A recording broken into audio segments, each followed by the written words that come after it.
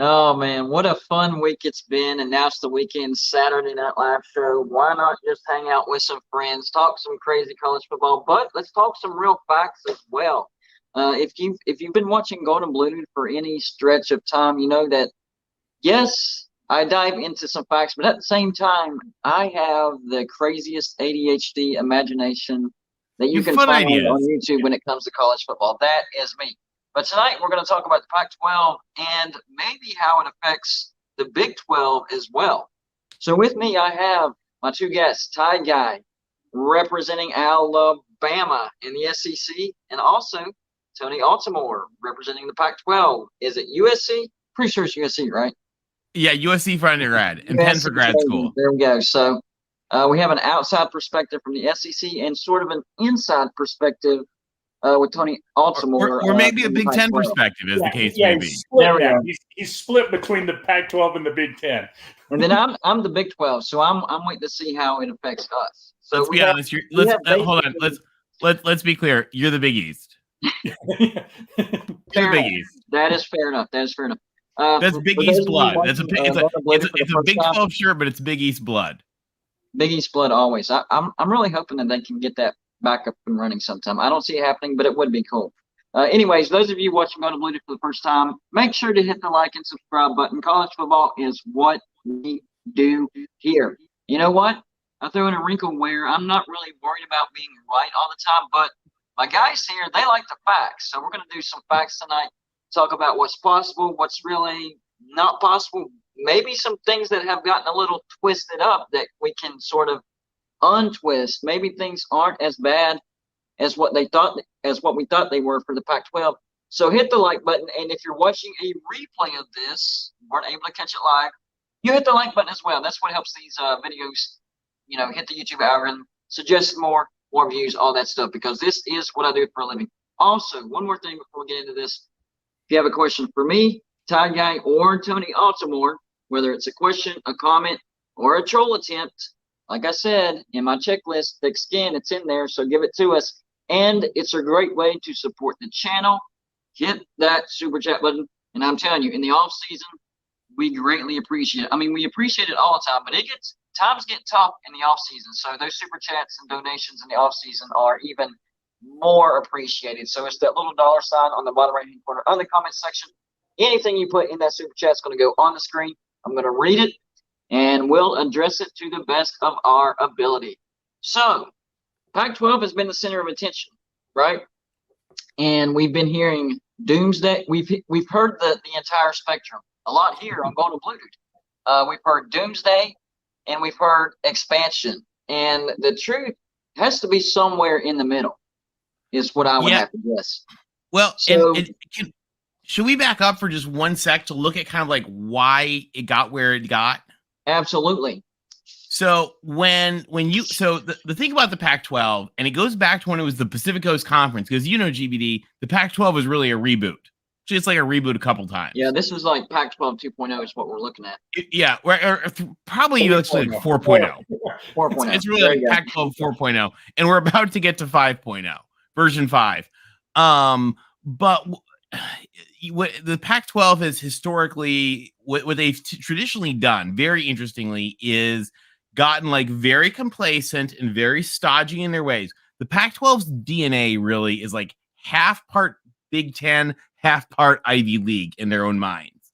And so sometimes they get very stodgy, and then something happens and it shakes them loose, and they completely turn everything upside down on its head. They are cutting edge and innovative, and then they stay right there for like another 30 years and do nothing and are very complacent. And then the same thing happens again. I mean, really, they invented this whole idea of realignment when they stole Arizona and Arizona State. Why are they stuck in this cycle? Do you know the actual reason? Why are they stuck in this cycle? Well, it's academics. Yeah. Like, and it's also very different institutions. Like the difference between Washington State and Oregon State and Stanford and Cal and USC and UCLA and LA, like they're very different, but they thrive together in a lot of ways.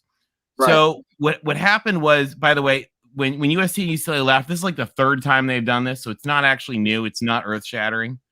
But when they left, it shook the conference up. Now, immediately in a panic, Oregon and Washington applied to the Big Ten, and we're immediately told no. Probably Stanford and Cal as well. They weren't as public with it, but we know that Cal tried. We're pretty sure Stanford tried, and the Big Ten said, nope, we're closed for now. And now we know the Big Ten is closed for good. Now, let me ask you this, because I've heard a lot of things on what you just said. The reason they turned down Washington and Oregon, okay, I heard like 3 or 4 different things, right? I've heard they just didn't bring enough value to add to the pie and it be split and the value go up. I've heard that. I've heard, no, it was Ohio State. Ohio State said, no, we're not going any further. We'll throw a big old fit, and you don't want to see that. And the third thing was the antitrust lawsuit. What's the third one? With Ohio State, believe it or not, Iowa was in there too. Iowa don't want the pie divided anymore. Well, so there's a couple issues. First of all, they didn't want the pie divided anymore. So the question was, if you don't add value, right, we're not interested in you right now because we're strategically we're good. Hold on. When you say the Big Ten is closed, are you also talking about for Notre Dame? So Notre Dame adds value. Yeah. Okay. So the Big Ten actually supposedly, just like the Big 12 has its prorated share, although the Big 12's prorated share is only about like it's only something like 20 million per team. There is a Big Ten carve out for Notre Dame, and it's a lot of money. Yeah. I don't know the contract, but it is a lot of money if Notre Dame joins the Big Ten. Yes. In fact, would definitely add to it. Presumably, if they took Notre Dame, they would take someone else too. We can talk more about that. I think it might even be Stanford. But now I will say this though. And we can get to that separately. But Notre Dame's sort of an exception. But Washington and Oregon, they're going without divisions in the future, so they wouldn't necessarily have to add somebody with Notre Dame. They would not necessarily, but probably. Now the catch though, I would say Stanford. Probably, and we can get to that in just a minute because I have an idea on that. That's a potential issue. Gotcha. So there was a period where there was a little bit of question, and that period was about like, let's call it what, Ty Guy, 3 weeks. Yeah. 3 weeks where there was a lot of question about what was going to happen with the Big Ten, and the Pac-12 was kind of in a panic. Like might we actually fall apart? Well, as soon as the Big Ten window was closed, that actually was the point at which the Pac-12 was not going to fall apart anymore. Okay. Right. And we can talk about it a little more. Like the Pac-12 teams were not going to ever go to the Big 12. Okay. If the conference lead into that. If the conference didn't fall apart. Now, if the conference fell apart, then something. But once the Big Ten, and again, we're talking like 3 weeks. We're talking like, I don't know what, early August. Everybody, we knew this, and people were talking about it. Beginning of August to almost the end of August, early September, just around football. Maybe that long. Yeah. Maybe that. We'll be generous and say like till the end of August, say. Right. So about till the end of August, people wondered, what might happen. Once that happened, the question of the Pac-12 folding was done and over. It was not going to happen. But the problem was a lot of like quasi media people and a lot of clickbait people in the Big 12 community. So some of these fan bases, and you guys don't know this. You guys are West Virginia people. You don't know this. Hey. No, let me finish. No, in a good way. This is in a good way. Is that Oklahoma State, Texas Tech, a couple of these schools have applied to the Pac-12 4 times. Whoa. And been rejected. Yeah. Whoa. 4 times. How long ago was this? 1990, 2010, 2011, separate times, 14, and 2021. 21, okay. What? Yeah. All 4 times, and the Pac-12 said no. Yeah. So, do you think if they would have known what they know now as far as USC and UCLA going to the Big Ten, would they have accepted Texas Tech? And it's funny they would have a super sticker from Kenneth, who is a Texas Tech Red Raiders fan. I always just like saying it that way, guys. All right, I've always said it that way. I'm always going to say it that way. Let me double check. Yeah, that's the Texas Tech. So it's funny. They would have taken TCU and Houston. Yep. TCU and Houston. That's surprising. So they actually, and we'll get to this in just a minute, so we can get back to that. But yeah, TCU and Houston were the 2 that they were going to take. They weren't going to take anybody else. So there is actually some residual anger in some of these older fan bases towards like the frustration, because the Pac-12 and Texas have always been Texas They were almost close. joined the They were Pac-12. close to signing the dotted line. So close. And they were going to bring some people with them. Yep. Yeah. And then when they weren't coming and some of those people said, well, can we still come? The Pac-12 said no. Yeah, you're- so it's like you're- Texas, you're with and Texas. bring your friends if you want to. Yeah. But the friends aren't coming on their own. Yeah. And that is particularly what happened in 2011 with Oklahoma and Oklahoma State, when they came back to the PAC and said, okay, we have had enough of the Big 12. We do want to join. And the Pac-12 They was like, turned down Oklahoma. and Oklahoma State together in 2011. Texas is the prize. Believe it or not, Texas is the prize. So That makes me wonder about Texas and Oklahoma. Is Oklahoma just their +1 to the SEC? Yes. Oklahoma only came because of Texas. Crap. Believe it or not, we would not have took Oklahoma without Texas. Texas is the belle of the ball. She really is. She really is. I'm understanding a lot of things now as to why people don't like Texas. Texas. It's all Bevo's fault. It's all Bevo's fault. Man, everybody hates Texas, but they all love their money, and that's what it's all about. I mean, here's the really crazy thing. We have a healthy rivalry. Their fan base is decent, but like all this behind the curtain type of thing, it's kind of insane if you ask me. It's totally insane. The thing that really got me, what you just said, was Oklahoma. Like Oklahoma and Oklahoma State, I'll be like anybody, well, maybe except the Big Ten, would accept Oklahoma and Oklahoma State if that was the only package available. And that shocks me that they were turned down.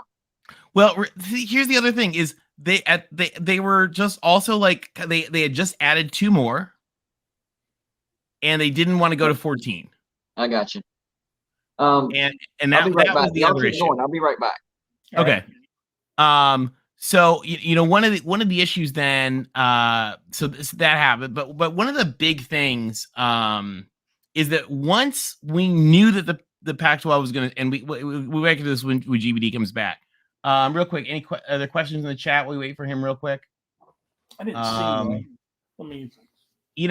Real quick, let's talk about West Virginia for just a minute. West Virginia, when we talk about Big 12 teams, West Virginia is a new Big 12 team. They're an old school Big East team. They are an old school blue blood and like above a lot of this mess. Like, in all honesty, if West Virginia, and you can say what you want about West Virginia, has as many Rhodes Scholars as Cal Berkeley. If West Virginia was in Wyoming, you'd be in the Pac-12 today. Like, That's West fair. Virginia actually fits very much like in the Pac. You're just way too far. Right. But like, as far as like the Pac-12, when we talk about like Pac-12 stuff, you guys are right there. Now, one of the things that people don't realize, let me tell you a big thing about expansion. Academics matters. Yeah. And well, here's the big thing. You know who else it really matters to? The Big Ten and the SEC. Look who the SEC has added. Look at all the teams we've added. We've added AAU Missouri. We added AAU Texas A&M. We added AAU Texas. Here's the big secret. Since they were founded, since the Big Ten was founded in 1895, whatever the when they put it together with the 10, and since the SEC was founded in 1932, since their founding, the Big Ten and the SEC have only added AAU members or state single flagship campuses. Gotcha. Which West Virginia is, by the way. You guys are a flagship campus. Like, we are. Tony, that's it. Can we address one of the questions? You know what? You don't realize stuff until it's pointed out. Real quick, John Teal, thank you for the $5 donation, says, we would like to take those Big 12 teams now. It's like I said on your video, the PAC needs to move slowly with purpose. Shoot two with accuracy. Shoot two with accuracy. What do y'all think? Well, unfortunately, you're going to hear, and this is just my thought. Tony and I discussed this a little. I think next Friday you're going to get a nugget. I think you're going to get a little nugget about what the TV deal is. I think the TV deal comes out the following Monday. Okay. Because the Pac-12 had a meeting yesterday, and everything's pretty much done. And that's what we're hearing. I think if that is true. For how long do you think, if you had to guess? I think it's going to be good until 2030. I Okay. think it's going to be around I think everybody's going to be around 2030. I think it'll be probably a 6-7 year deal. Probably something like that. That's what we're hearing. That's fair. And, Okay. and I'm thinking right away, the Pac-12 needs to do something. So I think they're going to grab San Diego State. I think that one's pretty much a lock. And then you're hearing two different voices. The biggest voice I'm hearing is SMU is coming. Oh, okay. Okay. And then, like Tony will tell you, then it's the decision. Do they stay at 12 or do they say, the heck with it? Let's go to 16. Now, if they want to go to 16, how quick do they want to go to 16? Because if they want to take their time, maybe there are some schools that we're not thinking about that would want to move.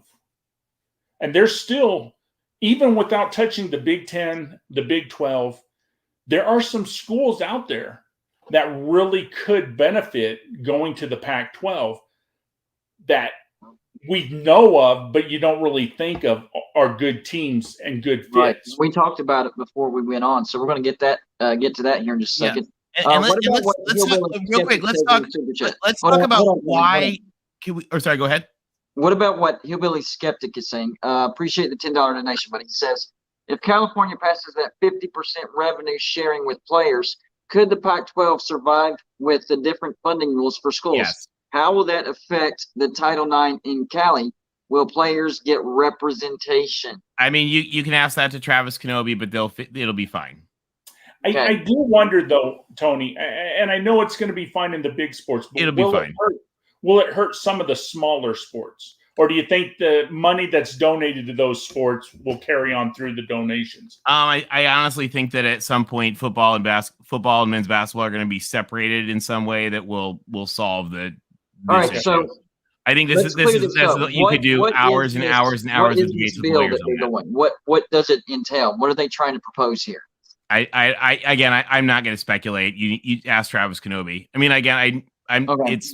This would be, we could go on this for hours and hours. I'm sorry, Hillbilly Skeptic, but honestly, you could go on that for hours. I didn't know anything about that. And honestly, I don't know that the bill is even going to pass. No, they propose a lot of bills. It's kind of like the Washington bill where they're proposing, to lock them to at the hip. And I've seen a lot of comments that say, a lot of states done that and it failed. Well, Arizona, they were able to do that. So there is a precedent. You can't, I know there's a never say never type of thing, but it's completely different when there's an actual precedent. How do y'all feel about that? Do you think it has any chance whatsoever of passing, and does it change anything even if it does pass? Well, here's the thing. Even if it passes, everybody knows anything can be broken with a good attorney. I mean, a good attorney can break almost anything except for the ACC grant of rights. Except for that. There's not an attorney who's going to break that. But you mentioned Arizona schools. The problem with the Arizona schools are they share the same regions. So one is not going to allow this one to go and not this one to go. So they're pretty much combined because of who's overseeing them more than the law. Right. Yeah, because let's talk real quick about Washington carries Seattle, and then Washington State carries, kind of the eastern side of the state. You know what, though? They're over there, but the thing about Washington State is it's a lot like Texas Tech, right? Like Texas Tech is in the middle of nowhere. Oh man. But the people who graduate from Texas Tech and cheer for Texas Tech are all over the state. Yes. They have a large alumni base, very huge large. Alumni base in Dallas, in Houston, in Austin. They're everywhere. So the thing about Texas Tech is I get really annoyed and I roll my eyes when people talk about Texas Tech and they say, well, Lubbock only has like 5 people. They do the same thing with West Virginia. The entire state only has 1.8 million. That doesn't mean anything. No, your people are everywhere. Totally. Yeah. Gas Blitz. Texas Tech has a massive, absolute Gas Blitz, and as big as their alumni base is, their fan base is even bigger. Yep. So, it is a wrong nonsense thing when people rip on Texas Tech for being in the middle of nowhere. Yeah, I mean, for travel wise, if you're trying to get there to play a soccer game, good luck. Yeah, but as far as the alumni base and the fans, they are everywhere. Guns up. You got it is a fallacy. Texas Tech and Texas Tech folks will stand up for that. So, and I love the tortilla throw at the beginning of the first quarter. I did not know about that until this past year. That is amazing. which, by the way, I've been called a lot of things, but Will ND says Golden Blue Tide Guy and Tony Altamore an all-star cast. I've never been called a part of an all-star cast. That is a you're the main star. You're the main star. All right, so let's talk really quick about something that's really, really important, which is the moment that we knew 100% for sure that no Pac-12 teams were going to go to the Big 12. Okay.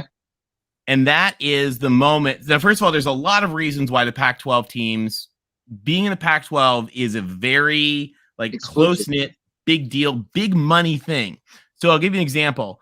When and Ty Guy brought these up, and I looked up the numbers.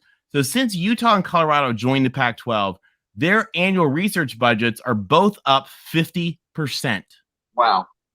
And that means Utah is doing an average of $200 million a year more than they did before. Colorado is doing an average of $300 million more than they did when they were in the Big 12. And just carry on to this 1 second, Tony. In the comments, we have Gash Blitz, and he mentioned a few minutes ago, academics is fine, but money matters. Well, this Gash Blitz shows you that there's more money in academics than there are in sports. Way more. And I'll give you an example. BYU, for example, BYU does 40. I think 40. The last fiscal year that was reported, because it takes them a year delay or whatever. BYU did about $43 million in research. $43 million. Who? BYU. Utah did 630. Yeah. West Virginia did 200. Is that the reason why the Pac-12 turned them down? Well, first of all, the Pac-12 is never considered BYU. It is never it's a religious school. They will never take. It's not because it's religious. It's because it's not a research school. They discriminate like hell. They do not meet the Pac-12's anti-discrimination standards. They do not meet it. They are not available for consideration, and they don't play on Sundays. And the Pac-12 plays sports like baseball and tennis and swimming and all that on Sundays. Yep. So if you're not going to play on Sunday, if you're going to be absolute discriminatory bigots, you don't get to join the Pac-12. And you're also not worried about research. Also, you don't do any research. Yeah. Also, into So, Hillary skeptic. Now, this isn't out of the blue, but okay. We appreciate the donation. $5 donation says, ready, guys? What if players walk out? What if my grandmother was my grandfather and they were both aliens? I think it won't happen. Wait until agents and lawyers get in there. Better figure it out. So I'm guessing he thinks there's a chance that could happen. I mean, that would be. I don't know.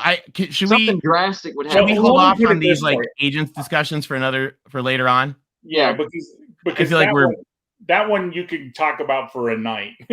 Yeah. I'll say this in passing.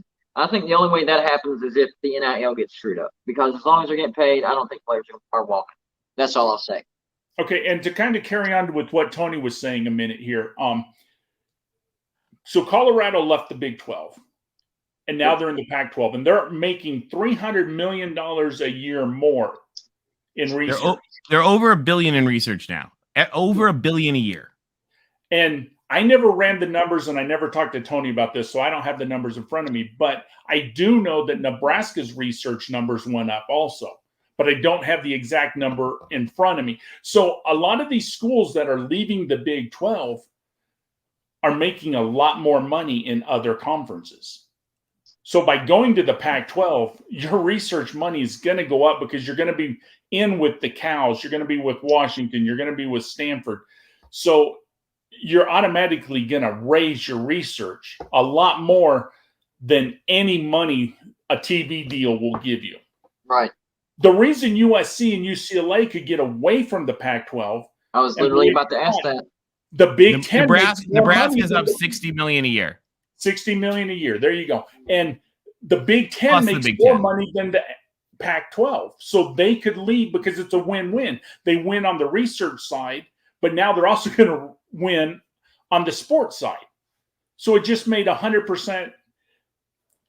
And just like Texas and Oklahoma, they're going to make a lot more money on the sports side, believe it or not, they're still going to make more money on the research side by coming to the SEC. Even though the Big 12 is better than the SEC, the problem with the SEC is you have Ole Miss dragging us down. You have Mississippi State dragging us down. You have Alabama technically dragging us down. Everybody laughs at Alabama because we only did 105 million. But people don't realize that University of Alabama, Birmingham, that's our school, that's our med school. We got a school in Huntsville. That's our rocket science. That's where all of our research money is. We only claim the research money from Tuscaloosa, which is about 10% of our overall research money. That's what hurts West Virginia. Number one, we don't have all these secondary schools. I mean, well, West Virginia, but it's not like Alabama. And on top of that, we don't have anywhere to send our lower academics, so it brings our overall school down. And I've tried to explain that to people, but it's like they just, no, you're just dumb. You accept too many people and this and that, which that's why West Virginia was founded, to give education to pretty much everybody. But it does hurt your academic score, especially when you don't have branches out there that you can send those lower academics to. Well, you guys are still doing $200 million a year in research. Yeah, you guys do really well in research. It's good. And our West Virginia's a great school. Higher than people realize. John Teal says he's given us an Uno reverse. Thank you for the $2 donation. Says SMU and Texas Tech to the PAC. I think we talked about the chance. Well, Texas Tech and PAC debates tomorrow. Getting invited to the Pac-12 without Texas, but now that things have changed. So the chancellor from Texas Tech is not very happy with the Pac-12, and I think he would burn himself alive in the square before he joined the Pac-12 at this point.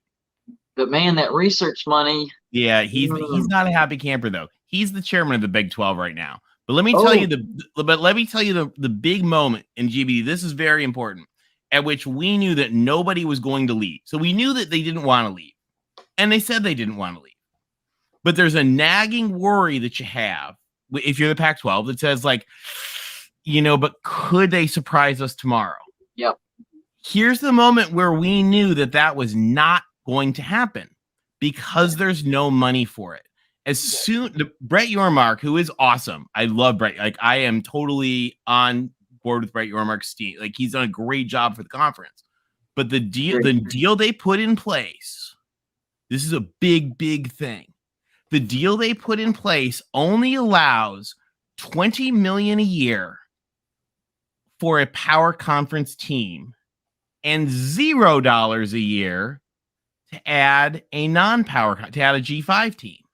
Yes. So that means that a Pac-12 team going to the Big 12, there is only $20 million a year more. Now, this is as reported by both ESPN and Fox. So, if ESPN and Fox are reporting wrongly, on top of that, they do allow, yes, the $20 million, but it can also be open to a renegotiation. So GBD,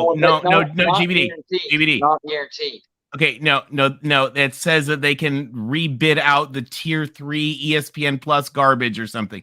Not the core of it. The core of it is for the lower tiers. Yeah, which by the way, not happening. So you're talking about $20 million a year, and it's only the Fox portion that they could rebid anyway. That is a nonsense narrative being lied to Big 12 folks by influencers who want clicks. It's clickbait people lying to Big 12 folks to say, "Oh, we could." No, you can't. It's $20 million a year. Because only Fox can come up with the additional money, and the only way you're going to do that is if Notre Dame came, or a ridiculous. They're not going to do it. They're not going to do it. Yeah. So here's the catch: for a Pac-12 team to go to the Big 12, the max that now I guess the Big 12 teams could each take less money and give more money to that big, but they're not going to give more money to the Pac-12 team. It's not going to happen.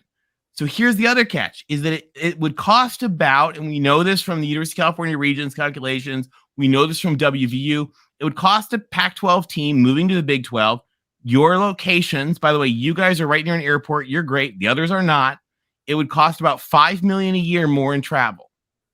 So you're looking at, for the Pac-12 to move to the Big 12, you're looking at the media piece is $20 million minus $5 million extra in travel. The most you're going to get is $15 million plus the basketball and that kind of stuff. So $15 million, that's it.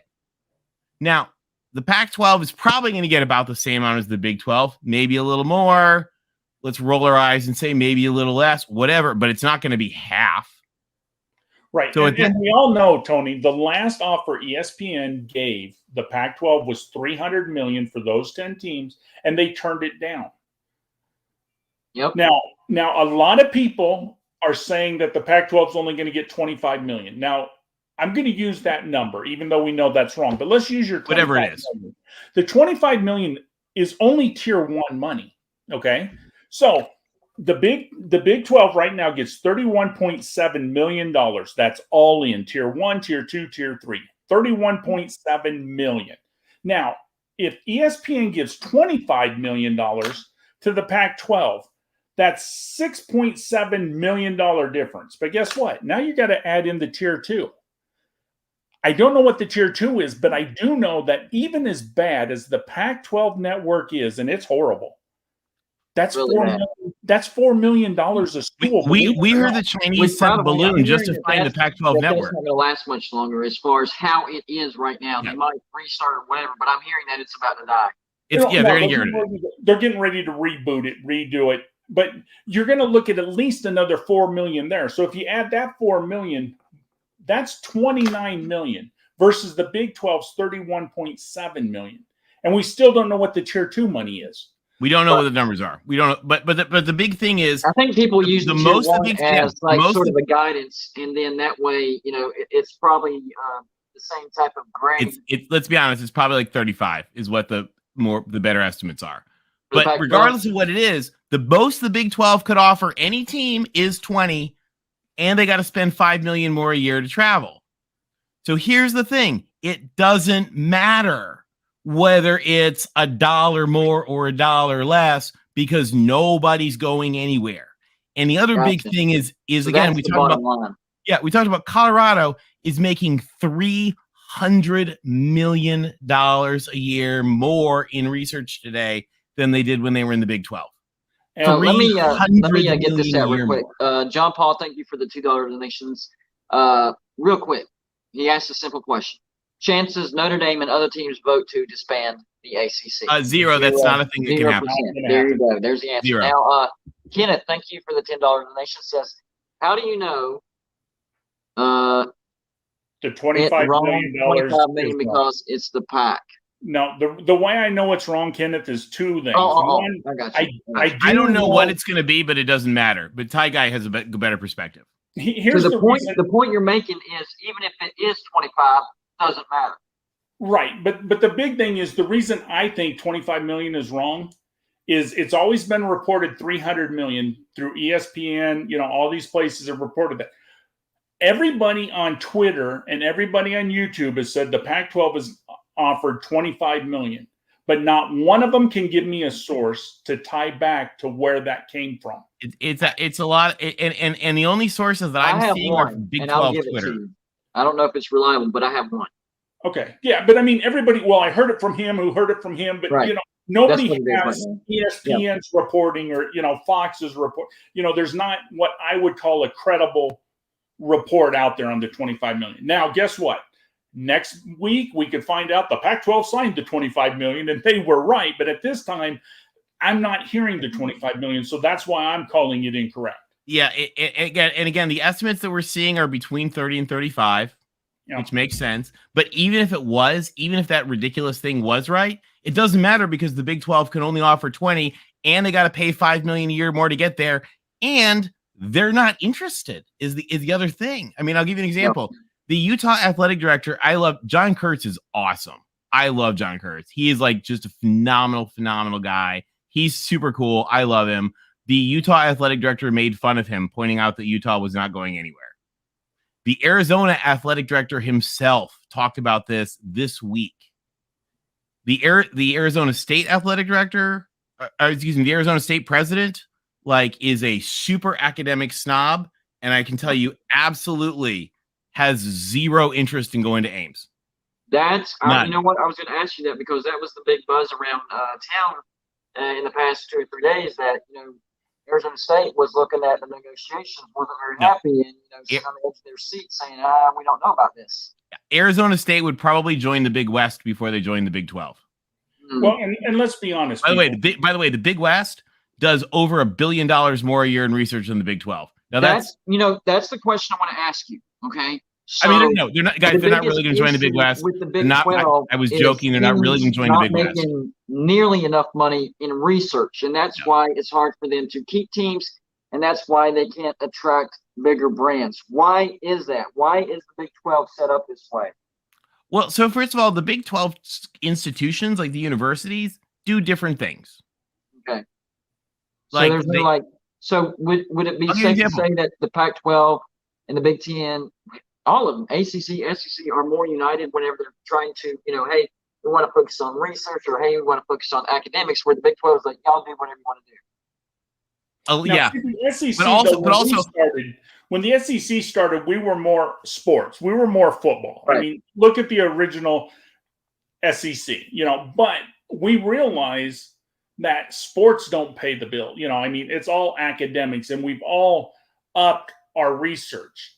And the thing is, people don't understand is, I can go to every Pac-12 athletic director, and what they want is not the same as what the president wants. The athletic director is responsible for the sports. So they want what's best for the sports. But unfortunately, the president wants what's best for the whole school. And most presidents don't care about sports. It don't mean nothing. I mean, because look at Notre Dame.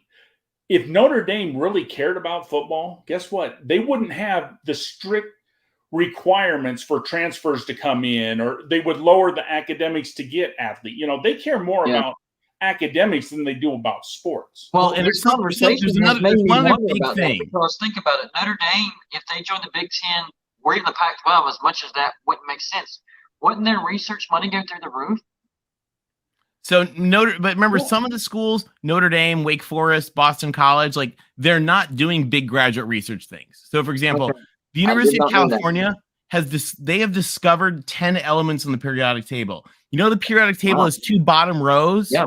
Those are because Cal discovered so many elements they didn't fit, and they had to add them all on the bottom. They're called the transuranium elements. Notice on a periodic table, by the way, one of the elements is called berkelium, and it's right next to californium. That is awesome. That's not an accident. It's because they're from Cal. So, Gary, I'll tell you. Hold on, GBD. There's one. You're freezing. Uh-oh. All right. Well, while he's... Is it just Tony, or is it all of us, Tide Guy? It was just Tony that time. We're good now. Okay, am I back now, though? I think you're good. Go ahead. I'm back. I think I'm back. Let me tell you about one other big thing, and this is a huge thing, is that state flagship schools have a tremendously important role in the state that transcends anything with your academic rating, transcends everything with your research. By the way, they usually have the most. Give an example so we can understand. West Virginia University. Okay.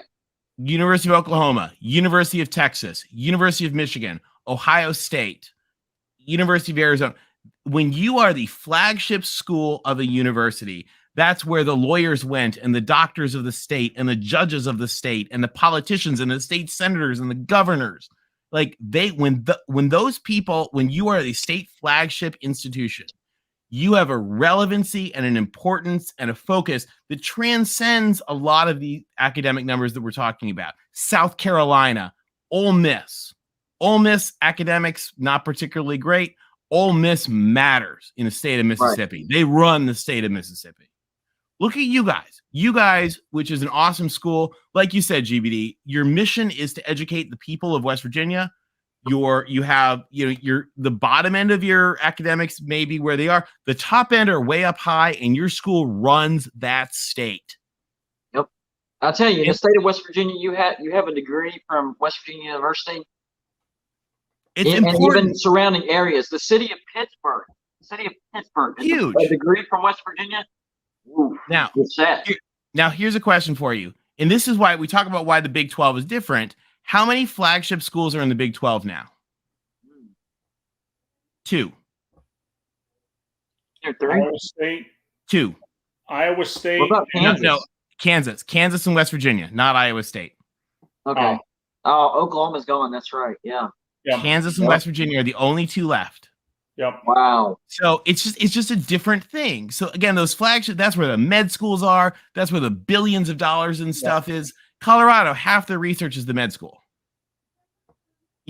Cal. Cal is a weird case because Cal was so big that in 1958, 1964, they actually separated. So for example, you guys have your ag school and your vet school and your medical school. If you put together Cal's med school, which is right next to it, they manage it separately, but it's right next to it, and their vet school, which is just up the way in Davis, and their ag school, Cal would be at $4.5 billion in annual research. Wow. Yeah. So Cal is a weird case. So, but it's because they're the flagship. You guys are flagship West Virginia, so that stuff matters. So the thing about the Pac-12 schools, the Four Corner schools, for example, every single one of them does more research than anyone in the Big 12 right now. Yep. The four of them together do more research than the entire Big 12. Wow. So they're just, they're not looking to do that. That's almost startling. Let me get to this super chat real quick. Hold on. Gary, hopefully I pronounced your last name correctly. Gary Saney is what it looks like. Thank you for the $4.99 donation. Says PAC should add San Diego State, Fresno State, Boise State, and A&M, Texas Tech, wow, this is a long list. Texas Tech, Kansas, Kansas State, SMU, Nebraska, Wisconsin, Oklahoma State, and that'd be wild. Then go back and negotiate a TV deal. I mean, that's a heck of a list. That's an idea. I don't know how doable it is. So that's a long. Yeah, we think they're going to. We think they're going to with SMU. Yeah, SMU. Yeah, everybody's actually on, and that goes in John Teal's super chat. Says, couldn't the PAC get into Texas with SMU and Rice? I actually agree with that, and we talked about before we started this. The one team that not a lot of people are talking about that actually does make sense. Who was that team, guys? Tulane. SMU and Rice. Tulane is another. Tulane. And we can talk about that more.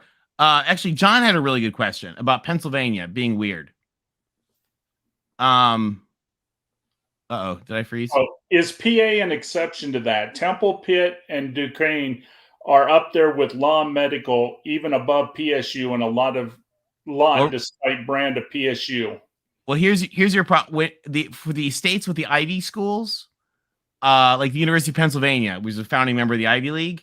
Like that's where the original law school was. That's where the original med school was. It's the number 2 med school in the country. It's where the vet school still is. The states with the Ivy schools have some weird exceptions to that.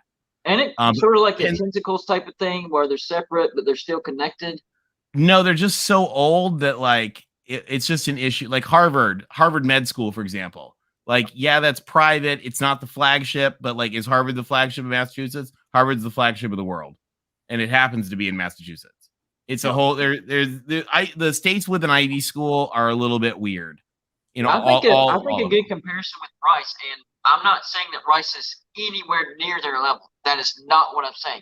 But what I am saying is, the fact that I think Rice could fit into the Pac-12 very well. Rice is a lot like Stanford. Cal. I do think they're comparable to Cal. They're comparable to Stanford in a lot of ways. They're very much like Stanford. Yep. This was just football based. With the Pac-12, they're going for SMU and they're going for Tulane. Then they would go ahead and hit Memphis also, because Memphis would be a school that the Pac-12 would want if we're talking only football, but we're not talking football. We're talking academic, and people in the chat room have to understand that the Pac-12 is more interested in academics than they are in the sports. So they're trying to get teams with good academics, but also decent sports. And that's where SMU, Tulane will come in. And markets. Right. And markets. Yeah. I mean, look at Tulane. I mean, look at the year they had this year, how well they're doing. They put a little bit of money into their facilities. They would be a great team to have. I agree. So let's talk about what's going to happen with the Pac-10, the Pac-10 today. Maybe it's going to be the Pac-12. We're going Maybe it's going to be more. The Pac-10 again. Are they going to change it back to the Pac-10? No. Well, first of all, I think they're going to add 2 more and go to 12 anyway. But who knows what they do with the name now? GBD, This is where I'm going to expect from you 100 million videos on this. Because Wow, you're that going to have means like I'll be making videos till I'm like 95 and I still won't. yeah, you're going to have a field day. You're going to have a field day on this. Yeah, I'm expecting 100 million videos on this.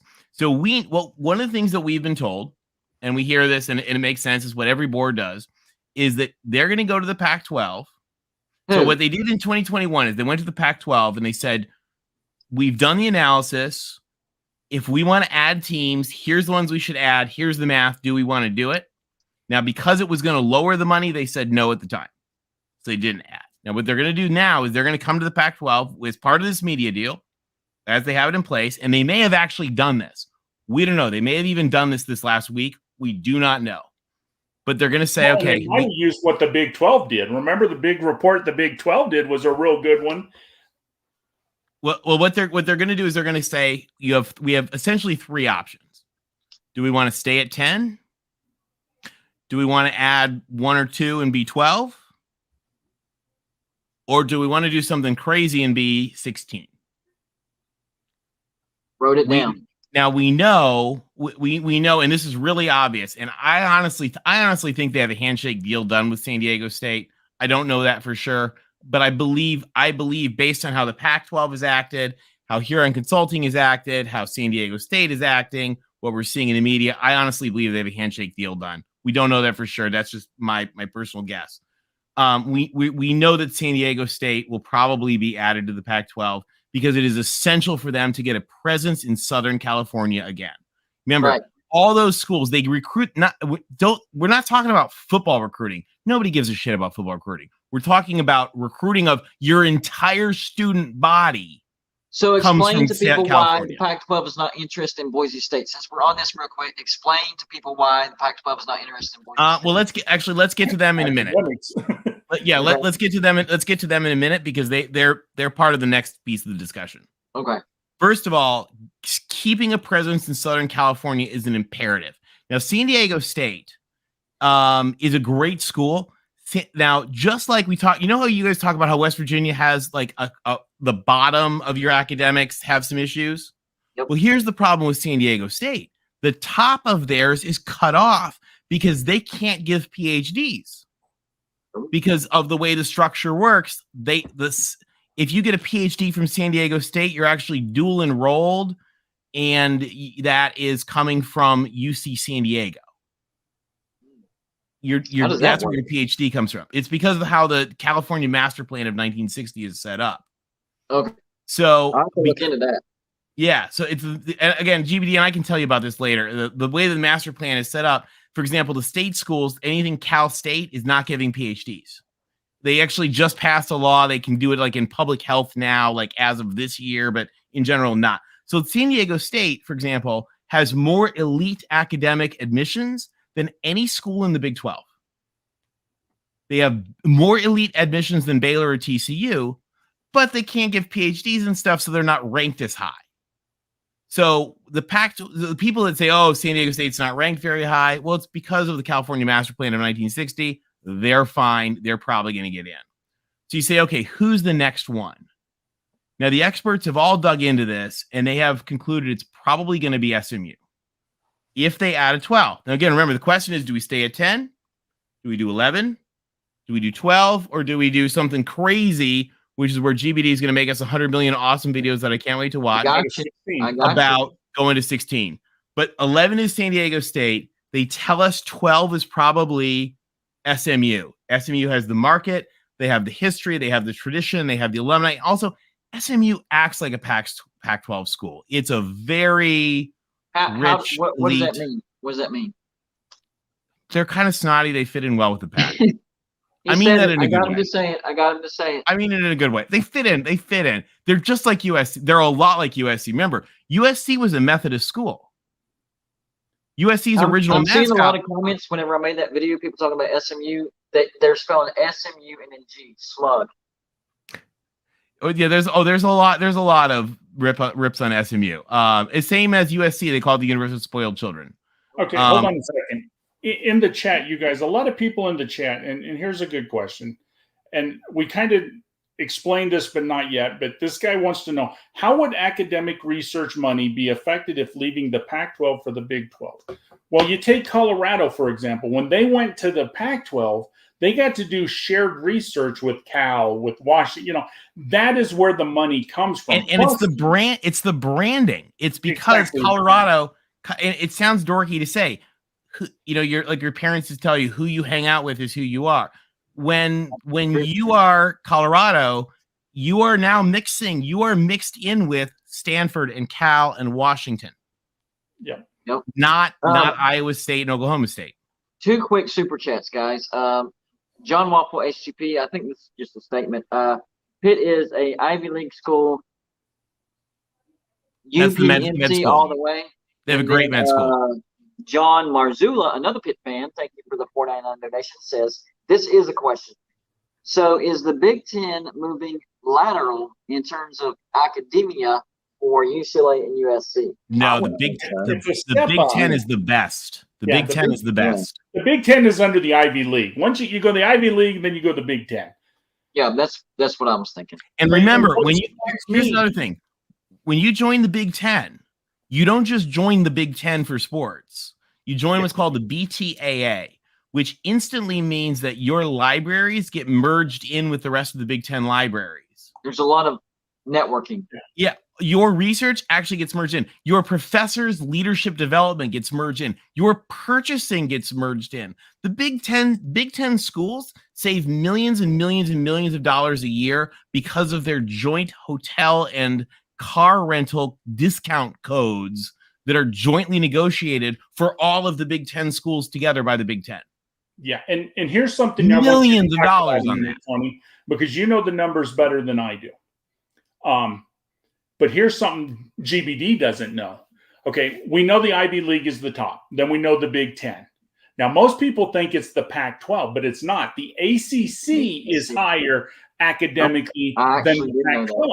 So now, you got people saying, well, the Big 12 will take from the ACC. Well, guess what? Their academics are even stronger and making more money than what the Pac-12 is. So that's where the problem lies. You make great videos, and I love them, that this would work for football. But the problem is we're talking universities and, the numbers academically. So is that the problem for West Virginia in the ACC?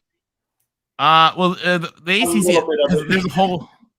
the ACC has a whole lot of issues, but I'll give you an example. We're talking about this as far as math goes. GBD, do you know what percentage of the University of Washington budget is the athletic department? They have a big, expensive athletic department. What percentage of the budget is it? What percentage of the budget? What is the athletic department at Washington? Probably very small. 1.3%. Yeah. Media rights are 1/4 of that. Yeah. 1/4 of 1.3%. Wow. Yeah. So I mean, it's important. It's very important. But I didn't know it was that small. The president of the University of Washington is the chairman of the Pac-12. She's awesome. And so believe me, she is spending more time on this 1/4 of 1.3% of her budget probably than anyone in history has ever spent that amount of time on 1/4 of 1.3% of their budget.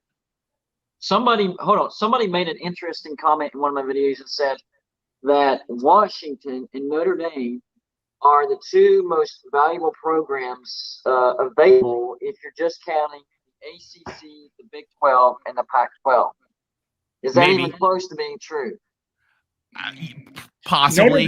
Notre Dame's number 1. Right, Notre Dame's number 1. I think they quoted Notre Dame at like 600 million, and they quoted Washington like right around 400 million. Number 2 to me would be a toss-up between Cal, believe it or not. I mean, we're not talking sports here. Cal with all their research money. Florida State, yeah, they're moving up there. Their market. I mean, the thing about Florida State is to get into Florida. Aren't they working on getting AAU status too? And if that happens, they're trying to. Yeah, remember too, guys. Remember too that like when most of these schools were like competing for national championships, Florida State was an all-girls college until like 1940 something. And then you also So- got to take in consideration, Tony, that the Big Ten kind of runs AAU, and they're kind of snobbish to the Southern schools, you know. Well, So it's actually, you know who's the vice chair of the AAU? Mm-mm. Illinois. And you know who's the chair of the AAU? Nope. Dun, dun, dun, USC. dun, dun, dun, dun, dun, dun. Yeah, USC. Oh, okay. And also on the board are Cal and Kansas, yeah. and Harvard and NYU. So that And Pitt, that makes me ask this. So if Florida State gets AAU status, and I'm going to direct this one to Ty Guy, and then Tony, you can address it. If Florida State gets AAU status and the Big Ten zones in on Florida State, and the Big Ten gets Florida State, do you think there's any possibility that the SEC will look at the Hurricanes? Honest to God, the SEC will look at the Hurricanes before they look at FSU.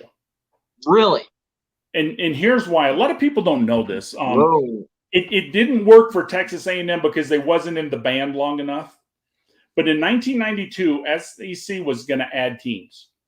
We went to Florida State and said, we want you. And Florida State says, we're not going to the SEC. Bobby Bowden said, I can win championships in the ACC. I can't win them in the SEC. So Florida, Georgia, South Carolina, Auburn, and Kentucky all signed a PAC offline that any team that is in their state, they will veto. Except for we would take Miami. They said Miami could fly. List those teams again. It was Florida because Florida didn't want Florida State. It was Georgia because Georgia don't want Georgia Tech back. It was South Carolina because they do not want Clemson. It was Kentucky because Kentucky does not want Louisville. And it was Auburn because Auburn hates Florida State for whatever reason. I don't know how they got mixed up in there, but just to be contrary, probably. Yeah. And people say, well, Georgia Tech would get in the SEC. No, that's already been vetoed too. There's a PAC against Georgia Tech, Alabama, Mississippi, Mississippi State, Georgia. Those four, as soon as Georgia Tech left, made the PAC that they would never get back. Now I'm kind of confused now because whenever, it was announced that the ACC could be falling apart, and the two names that popped up first for the SEC was Florida State and Clemson. But according to this list, they would be the first ones to get turned down. They would get turned in, but that was the list that they started. They would today pass because we got Texas and Oklahoma in, and we got Texas A&M and Missouri in. So we got more teams in. And remember, it takes more votes now to turn it down. Right. And people have already talked to Florida State that if they would vote on letting Clemson in, we would veto Florida State because we would rather have Clemson than Florida State. We're mad at Florida State. Clemson really hasn't done nothing to us. So the four teams that the SEC really want are North Carolina and Virginia, first of all, because we need new footprints, and those give us new states. We want Clemson because of what they've accomplished over the last 20 years. And we want Miami because Miami's getting ready to put in a new stadium. They're about to get AAU. And they do great research, but the problem with Miami's research is not good research for the Big Ten. It's not medical. It's not, it's a different. There's not a lot of it. It's smaller. Right. Can I tell you the other school that is a phenomenal school? And somebody in the chat brought him up, but it's a phenomenal school that nobody talks about. I mean, and actually, so the New America Foundation did a thing where they said they were mad at the AAU, and they like, if we were going to redo the AAU, here's the calculations we'd use for membership and all this. And I think I may be slightly off in the list, but the four schools that they recommended that are not AAU that they thought should be AAU are Georgia, Florida State. I can't remember who else. UAB, I think, was one of them, but I think the number 4, number 5 is actually USF. Yeah, South Florida. South Florida. South Florida's a great school. Yeah. But I think the problem with South Florida is it's just now being known. Yeah. You know what I mean? It wasn't really well recognized before. And now they're seeing what they can do. Well, Yeah, and plus, but I just throw that out there because not longer. They've only been playing football for 20, 30 years, and that's what people focus on. Oh, they're a new school because it's not. That's not how it is. It's just how they're perceived because of how new they are at playing football. John Marzulli, thank you for the $4.99 donation. Says South Florida's $400 million a year in research. That's impressive, and that's without Pac-12 and Big Ten boosting. Let's put things aside for a minute. Couldn't we avoid college football anarchy if we mandated interconference rivalry games in order to break into new markets? Maybe. He kind of wants to do like the basketball does, where we just had the Big 12 SEC challenge and the ACC Big Ten challenge. And, I think that's a decent idea. You know what I always thought would work is you take the top 4 teams of every conference this year, okay? And then next year, you find a way that they play each other. Like the number 1 team in the Big Ten plays the number 1 team in the SEC, the number 1 in the, and let that's the biggest gripe about bowl season, because it matches the number 2 SEC West against the number 4 in the Big 12. Or I'm just not really, but it's like that. You're playing the 2nd place against the 4th place and the 3rd place against it's all over the place. So, at least it would help with that out. I think the bowls need to get overhauled. I think the conference tie-ins is ridiculous, and it provides some weird matchups. The argument is, well, we get matchups that we wouldn't see otherwise. I realize that, but even if we did it this other way, you'd still get matchups that you'd never seen, and they would actually make sense. Because I'll be honest with you, and I've said this the whole time, and some people in the chat are not going to believe this, but you guys know this because I've mentioned it many times. I moved from Alabama to a small town outside of Ames, Iowa. So you guys can say that I hate the Big 12, but I grew up right outside of Iowa State University. And I truly believe, okay, I'm an Alabama fan, so I'm always going to be SEC. I'm not going to lie about that. But I truly believe if you look at these conferences, the Big 12 is probably one of the best conferences competitive-wise, because the person on the bottom can knock the hell out of the person on the top any given day. That's also hurt us, though. That's also hurt us. But I mean, you guys are so competitive. How many times are you going to see Vanderbilt upset Georgia or upset Alabama? Or are you going to see Rutgers take over Penn State or Ohio State or Michigan? Now the Pac-12, sometimes the little teams have beat up on the big dogs when it hurt them. With the Big 12, especially with Kansas being a lot better. Reminding me about Corvallis, Oregon. Kansas is the Beavers in the chat. Yeah, but I mean the Big 12, and that's something about the Big 12. Even when it was the Big 8, very competitive a lot of times. And you look at the teams in the Big 12 now, there's not really a bottom feed. I mean, Kansas has been a bottom feeder for a long time, but look where they're at now. West Virginia and also State were the bottom feeders this year. Yeah. One other thing about the Big 12, guys, and this is really, really, really important, is that when we talk about we use the research dollars and we use the academic rankings and all that, like you look at the Big 10 schools are just in a stratosphere. The Big 12 has 12 great, maybe 11, but 12 great universities. I mean, we're talking there is no such thing as a university that is in any of the major conferences, with maybe one exception, that are not fantastic, outstanding, world-class universities. Like even the lowest rank when we average the academic rankings, the lowest ranked academic one is Mississippi State. Mississippi State Ole Miss and Mississippi State, they're both really low. It's Mississippi State. But that is a great world-class university. And so I think it's really, really, really important that when we talk about and we look at rankings and numbers and all that, we realize we are just looking at the creme de la creme. Yeah. We're just looking at the best of the best. Yep. And all of the Big 12 schools, I mean, Central Florida is a fantastic, up-and-coming, rising great school. Houston is an awesome school. Cincinnati is the number 1 research school in the Big 12 now. Yeah. Wow. Yes, by far, by the way. Cincinnati is by far the number 1 research school in the Big 12. So Well, and these like are one of great your- schools. And one of your comments, talking about Ames, Iowa State, they just gave up Great school. AAU. They just gave up AAU. Yep. But it's a great school, though. It's a I mean, great again, school. I mean, it is. we're slicing and dicing the creme de la creme of the top, and that's what you have to do, right? Because you're talking about putting together these organizations that are where it does matter the difference in the top. But remember, guys, that we're just, when you talk about the power conferences, you're just talking about the very tip top. But the thing is being in those conferences, being associated with those schools, no matter what that conference is crucial for their success. I mean, let's look at Washington State.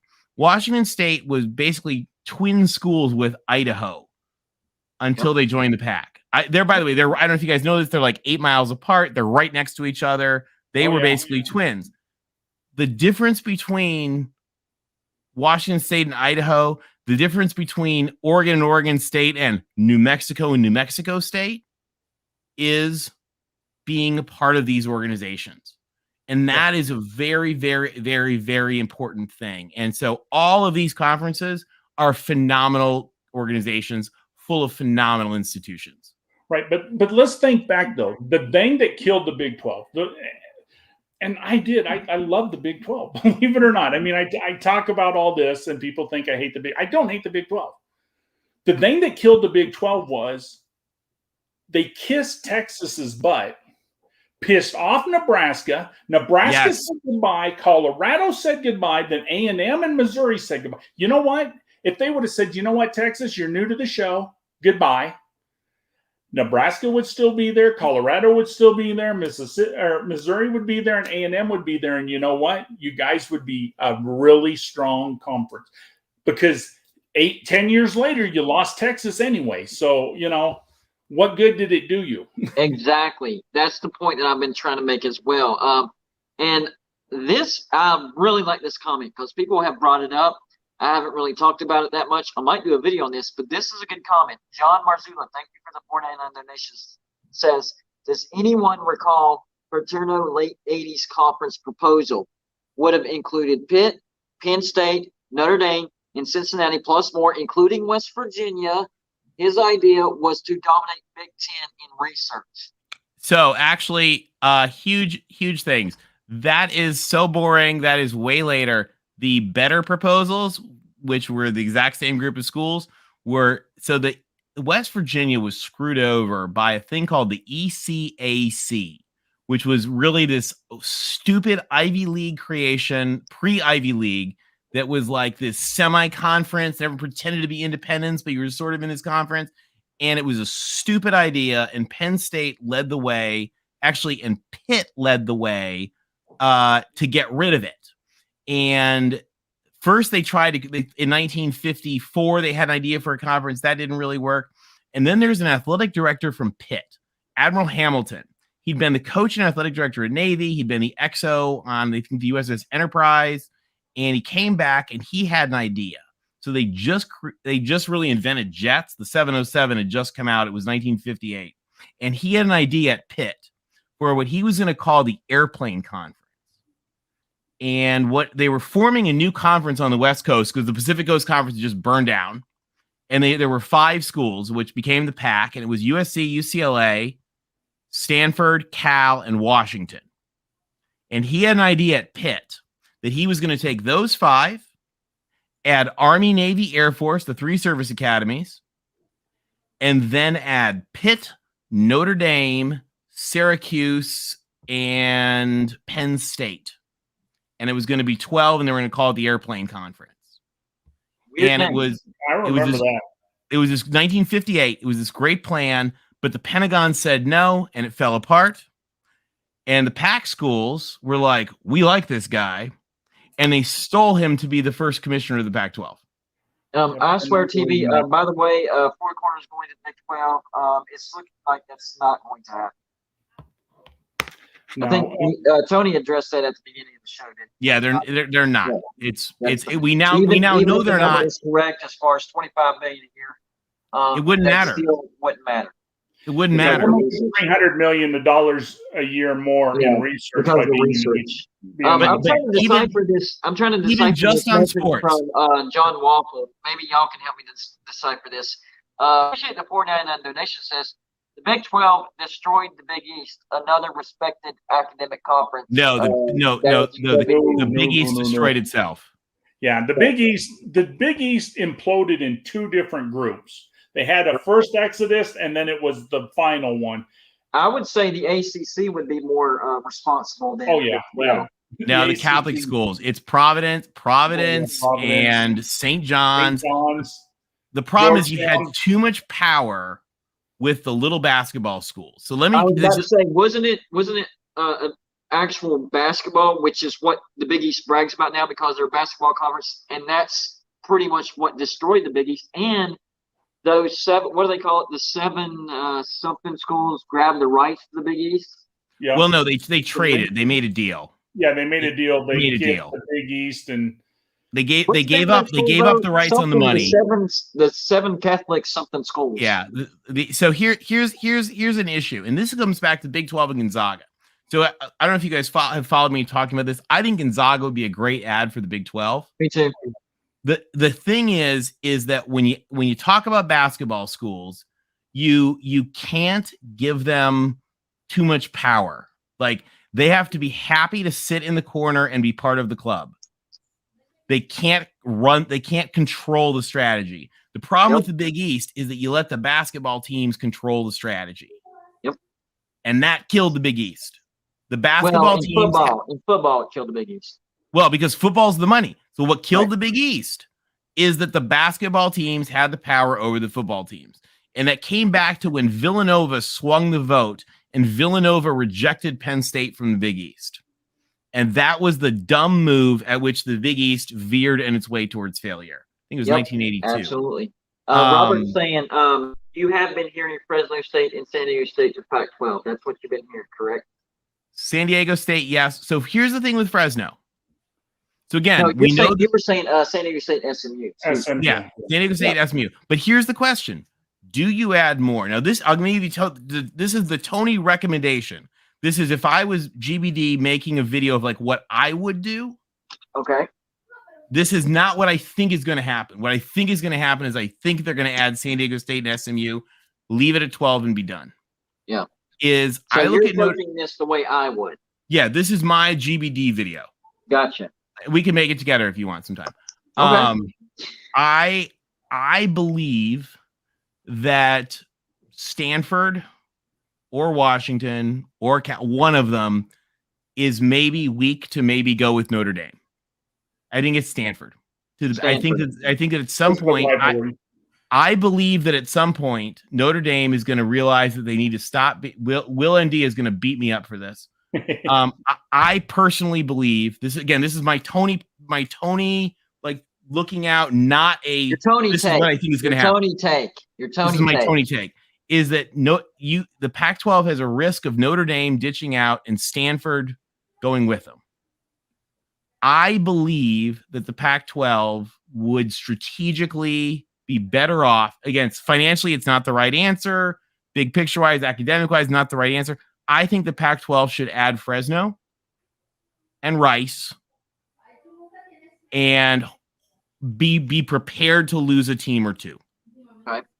I think that that's the smarter move, is to be ready to lose a team or two. And the thing with the Pac-12 is if you lose another California team, that's really bad. Well, and here's the thing, Tony. I'm with you on part of this. I agree. San Diego State, SMU, that's pretty much a done deal. Now let's go to the next group. You add Fresno State, and the reason you add Fresno State is, you might lose someone, but the Big 12 does not get into California. You're totally right. But here's the thing is, actually, if I'm the Pac-12, the Big 12 having Fresno State doesn't worry me. But what does worry me is if I want Fresno later, right, then I can't let the Big 12 have them now. Right.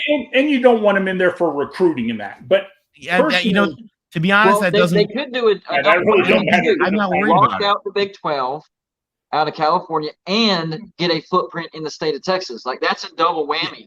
It is, but if the Big 12 wanted to go pick up San Jose, whatever they could do. Now here's the catch, though.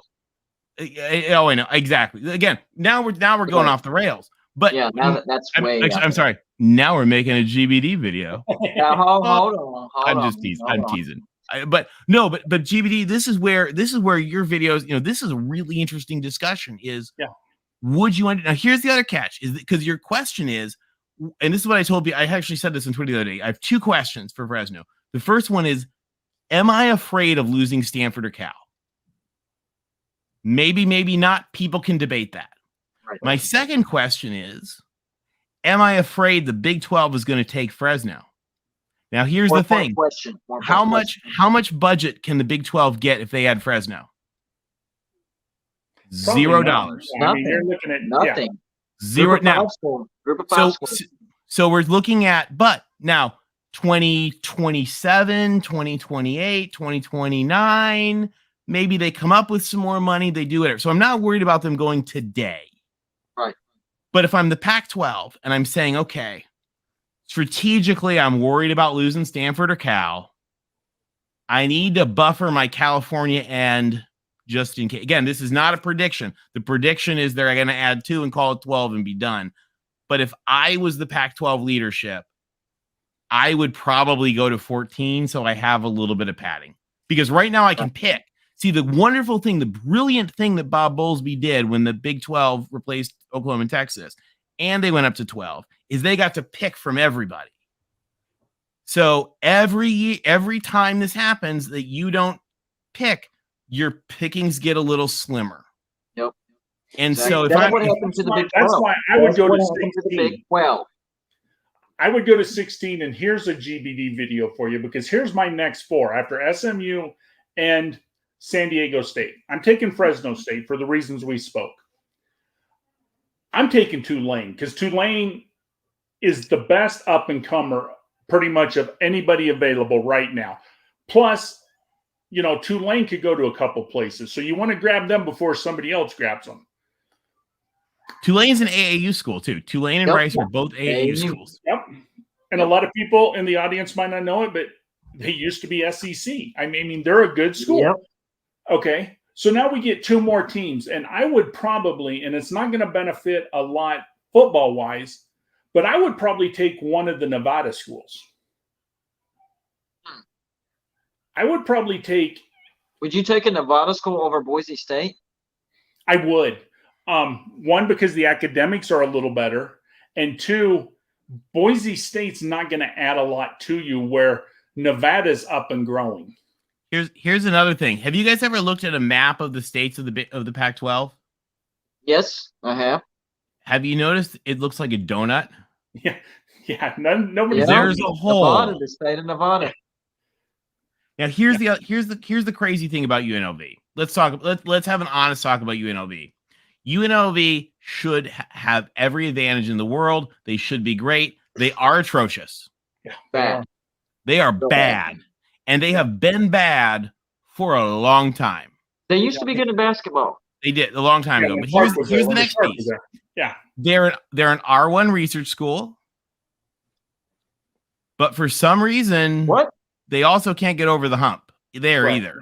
So the thing about UNLV, Nevada's I did not know that. I did not know that. The thing about UNLV is you throw your hands up and you're like, you should be awesome. You're not. What's going on? The thing about UNLV is if UNLV could get a great president, and I don't know the current guy. They have a new president, so I don't know. Maybe he's the guy. I don't know. I do not know. But if you could get a great president that had like vision and leadership and dedication, and the state was lined up, and the governor was lined up, and the legislature was lined up, and they were like, we're going to make UNLV awesome. UNLV would be the dream spot to get. But the thing is for 40 years, they've been terrible. So, what makes them think it's going to be any better in the next 10? And now they have great facilities because they have that NFL stadium that they share with the. There are more people on this chat right now than in that stadium. Right, exactly. Let me get to these super chats real quick. Jason M, thank you for the $2 donation. Says, I think Notre Dame and Stanford will join the Big Ten. I think we don't totally disagree with that. I think it's definitely possible. John TL, thank you for your $2 donation. Here's his team. Real quick, GBD on that. Well, there's one that I'm not sure of. There's one on this list. Hold on, real quick on the last one. because one of your questions is not what's going to happen today, but what's going to happen in 5 years or 8 years. Exactly. So his list for the Pac-12 is San Diego State, check, agree. Fresno State, check, agree. SMU, check, agree. Rice, check. Tulane, check. UTSA, though. Thoughts? GBD, this is where I'm expecting a million videos from you. Yeah. Who should be on that list? You will definitely get, I mean, and I even wrote down your different choices, like 1 stay at 10, 2 12, 3 16, and then I threw in the scenario where they lose Stanford, Notre Dame at 5, or if they want to go to, I have a bunch. Talking UTSA. Here's one. I have 6. Colorado State. USF. Memphis. USF. Oh, getting a footprint in the state of Florida. Yeah. If you were gonna, what if the Pac-12 went down, or I don't know, GB? These are where you can make some really interesting video, because the question could be, if the Pac-12 wanted to be like, let's do this, what if they looked at the Big Ten? What if they looked at the Big Ten and thought, UConn? I mean, there's ridiculous. So they're going to be the reverse Big Ten. Big Ten went like this. They're going to go like this. Who knows? No. Again, my prediction. No, they're going to go to 12. They're going to add San Diego State and SMU and be happy. But if they wanted to go big, I think everybody on here agrees. We're going to have a little bit more conference realignment in the next 2 weeks when Pac-12 decides who to add. But once the Pac-12 adds, conference realignment is done until probably 2028 or 2029, when the Big 12 and the Pac-12, their grant of rights come up again. Yep. I think you're right. Because and then is at some point, by the way, in like 2030 or something, all hell's going to break loose. Yeah, because we're going to get closer to the ACC's grant of rights being done. And it's a lot easier to pay off 5 years than it is today paying off 12 years. So I think you'll see something coming in around between 2029 and 2032. That's a good timetable. When you'll see the next. And I'll tell you when we talk about things like looking like what's going to happen then, I'll tell you the school that is being left, the school that should be number one in discussions is UConn. Because UConn is a great university, legendary basketball, and they they've just spent like a few years of their football team being atrocious. Jim Morris turned them around. They have potential in the football market. When they so much potential. They were ranked several times and winning. I think they won the Big East one year. I think. Well, and they're putting money in facilities. Why? Because West Virginia's Big East team. They have potential. I think we all agree with Philip Dolan. Thank you for the $4.99 donation. Says, I've said it before, San Jose, not San Diego, San Jose State to the Big 12 will drive maybe I misread this. To the Big 12 will drive a steak knife into Stanford, Cal in the Pac-12. Okay, yes, I did misread that. I don't agree with that at all. I think that would be a terrible, terrible bring in by the Big 12. I mean, San Jose State, that would be showing desperation. I think Boise State makes more sense in the Big 12. Boise State. But here's a question for you on San Jose State. But they don't add value because of the contract. Right. But here's a question on San Jose State. They're just like UNLV. By the way, San Jose State was originally supposed to be a founding member of the Pac-12. Because originally they didn't know if Stanford was going to join. It was going to be San Jose State and Air Force. The tidbits of the Pac-12. I love it. Yeah, so in fact, the original draft of the Pac-12 Constitution included San Jose State and Air Force. And by the way, we haven't talked about Air Force. So I don't believe... I have in one of my videos. So I don't believe that the Pentagon will allow the upgrading of one of the academies and also, by the way, now the NIL stuff, because there's a lot of... And Ty Guy knows this better than anybody. There's all kinds of crazy ethics rules that have to do with the money you can get while you're in the military. And NIL is going to be a nightmare for the academies. They should probably just join the Ivy League, quite honestly, at this point. I didn't think of that. And by the way, GBD, here's another video for you. I don't know if you know this. The academies tried to join the Ivy League in 1978, and the Ivy League turned them down. And then in 1982, the Ivy League begged the academies to join, and the academies turned them down. Yep. So it's all kinds of mess there. But I think you guys on Air Force, I think your first call is to Air Force. Yeah. And then I think, and you have Air Force turn you down, and they will. Okay. Secretary Austin So will probably do you turn you call down. them knowing they're going to say no? But you call him But anyway. you got to give it a chance. I mean, Gotcha. you got I to. gotcha. That's what I think you do. I think, and to the people wondering, you can read all this stuff, the entire Pac-12, including all the secret memos and stuff from the founding, all of the archives, the confidential archives of the University of California, are all in a book called Roses from the Ashes, which is about the history of the Pac-12. You can pull that. There's another book has the history, the founding of the Pac-12, a lot of the collapse of the PCC, called Games Colleges Play. But yeah, if you just pull up Roses from the Ashes, the guy who actually founded the Pac-12, the guy who wrote the original documents and all that, is a Nobel Prize-winning chemist who discovered plutonium. Oh, wow. Like the plutonium bombs. Yeah. Yeah. So the reason he was able to put together the crazy conference like this is because he was a Nobel Prize-winning chemist and was not intimidated by anyone. There you go. Like he was Wow. literally, he used to joke, he would have these comments in some of his books. He's like, yeah, and then President Kennedy called, and so the question of whether so-and-so had got an extra $20 a week from the alumni was going to have to wait. I've seen some comments in the comment section saying, "Oh, you just have a Pac-12 guy preaching Pac-12 propaganda." Isn't USC headed to The Big Big Ten. Ten? So, really, what reason would you have to like? Yeah, Pac-12? well, in fact, I laugh because the other thing, I don't know if you guys know this, in the 50s when the Pacific Coast Conference was burning down and USC and UCLA were being a pain, Cal and Stanford tried to escape USC and UCLA, and they actually tried to join the Ivy League. Penn and Cornell, and we think Princeton were down for it, and Harvard said absolutely the F not. Yep. And so the catch was then Cal led the creation of the Pac-12 after they got rejected from the Ivy League. So I'm proud that both of my conferences have rejected Cal and Stanford. I love it. Listen, we have to do this again, guys. This was amazing. It was a fantastic show. We had a lot of people watching. We were in the 200s watching at one point of this. We did amazing tonight. Everybody, before y'all leave here, make sure. Hey, Wet Blanket, guns. Hey, Wet Blanket, I don't know if you heard us. We were talking about you guys. Guns up. Please hit the like. That would greatly help us. And even if you're watching the replay of this, that doesn't matter. Hit the like button. It still helps the video. And the only reason, listen. The only reason I'm ending this is my phone is dying. Hey, great to see you guys.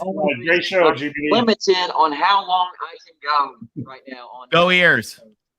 Dang it. Fun stuff, guys. Fun stuff. We'll talk to you soon. We're going to book this again, for real. So what I like to do, and let me, since I'm doing this, let me switch this around. Layouts, let's do it like this. There we go. So before we get out of here, y'all know what I like to do. I like to give everybody their last word. So I'm going to go in order. We'll go Tony Altimore. Man, this was a great live show, but give us one more nugget before we head out of here.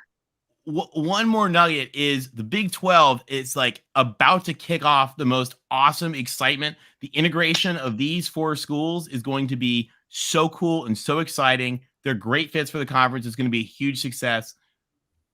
The Four Corners thing is not happening. So let it go and celebrate the excitement. Like the integration of these 4 schools is freaking awesome. It's the biggest thing that's happened.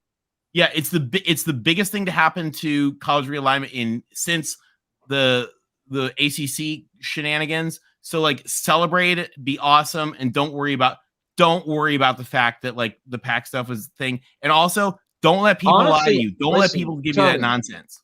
Secretly, I'm happy about it because I want the Big 12 to expand east. And I know y'all don't think that anything's happening to the ACC anytime soon. But whether it's now or 2036, we need to solidify that east side. So in a roundabout way, I'm kind of happy that it's not going to happen. I really am.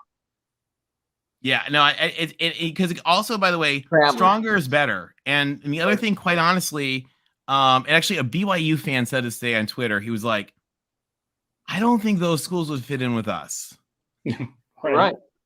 Anyway, hey, go you guys. My family's like 300 years in West Virginia. Go Mountaineers. By the way, West Virginia just beat the pants off of Oklahoma in basketball. Got the revenge on that. So nice. Today. Good day today. Nice. And USC is about to beat Washington. There, I love it. That's a good win too. Good We'll job, take buddy. it. Good job. Thanks. Good job. Have a great night, Hey, guys. Johnny. Peace out. Victory. Tide guy, man. What you got to say? I want the Big 12 to think, I mean, I know a lot of the people are sad that, we're kind of hampering their dreams on the four corners coming and this and that. But look what happened when Texas came to the Big 8. It was great the first few years, and then look what happened. So this ain't happening now. I truly believe that if you were to get the four corners, would be beneficial now, but in the long run, I think your future is more east than it is west. Leave the Pac-12 alone. Exactly. They do their research. They're snobs. No offense to Tony and that, but the Pac-12 are about the snobs. He knows it. He knows it. Snobs in a good way. Snobs in a good way, right, Tony? So just coast by. I don't think the Big 12 should do anything. Who cares if the Pac-12 goes to 16? Who cares if you're the smallest conference? You guys are a great conference. From top to bottom, what conference is as good as you? Your bottom team is going to beat a lot of the middle-of-the-road other conferences' teams. Okay? Yep. So why change? Let's wait until 2032 when the ACC's getting close to open up, and then see what realignment means. Maybe then you can hold on. Here's what I think on top of that. All right. I think, and honestly, it's pretty genius. And maybe it was Arizona State, and Colorado and Utah that started this whole four corners thing. I think that branding is what made it seem so important. Oh man, we're not getting the four corners because it's been branded and branded and branded. But when you really stop to think about it, they wouldn't really be a good fit. They wouldn't really add that much value. And the Big 12 would be very West heavy. And like I've said in previous videos, sometimes what's good for the Big 12 is not good for West Virginia. And maybe it's not even necessarily good for the Big 12. Maybe it's not good all around. Exactly. And another thing I'd like to say real quick, and I wanted to touch on this with Tony here, but everybody's high on Colorado. Colorado got Dion. They're going to do wonderful things. No, they're not. They only got 15,000 new requests for tickets. 15,000. Now, if he was the god of all, they would have got a lot more requests than just 15,000. I'm not saying he's not going to do wonderful things at Colorado, and I'm not saying they're not going to be better, but he does not raise Colorado up to a Washington or a Notre Dame, because let's face it, he's only going to. In fairness, they were selling their stadium out when they were like 1-10. Right, but I mean, he's not the save all. So I mean. Yeah, short term, he's going to do wonderful things at Colorado, but, getting him is not going to be the end. I think the Big 12, be happy with what you got. You guys got a great football conference. You guys are a basketball stud of a conference. Juggernaut. Well, yeah, leave it alone. You guys are fine. So that's what I would tell people. Don't worry. You guys are going to be more than fine. I got you. Well, I appreciate the time, man. We're going to book this again because I had a great time. It was a wonderful show. We got a lot of views, a lot of comments. This was a rousing success. So we're going to do this again, and I appreciate you, buddy. All right. Thank you. All right. We'll see you next time, man. Right, before we get out of here, John Teal, thank you for the $2 donation, says Memphis and South Florida to the Big 12. That's not bad. However, they are a group of 5 teams, and group of 5 does not add value according to the TV deal. That's the only issue that you run into as far as the Big 12 adding more group of 5 teams. I like those additions. I really, really do. But I don't think the Big 12 is going to do that because it just doesn't guarantee any revenue bump. Anyways, guys, before my phone completely dies and it cuts out on mid-sentence, gotcha. Sentence, I'm going to end this on my terms. That way the phone doesn't end it on its terms. Appreciate everybody stopping by. Make sure to hit the like button on the way out. If you're watching the replay, we would greatly appreciate you hitting the like button. That's what helps these videos hit the YouTube algorithm and gets us suggested more. Anyways, it is a Saturday. Enjoy the rest of your weekend. We will be back with some more videos tomorrow. We'll see if I can slide in a live show. We'll try. Can't guarantee it, though. So we'll try to go live again tomorrow. But that's it for tonight. Appreciate everybody stopping by. Amazing, amazing show. Not just because of our guests, but because of you, the viewer. There is no Golden Blue Dude without you. And if you're not subscribed to Golden Blue Dude, please do so. hit the like button. We love college football. Even if you don't agree with me, we just love college football. I'm a college football fan that is trying to be entertaining while talking college football. That's the bottom line.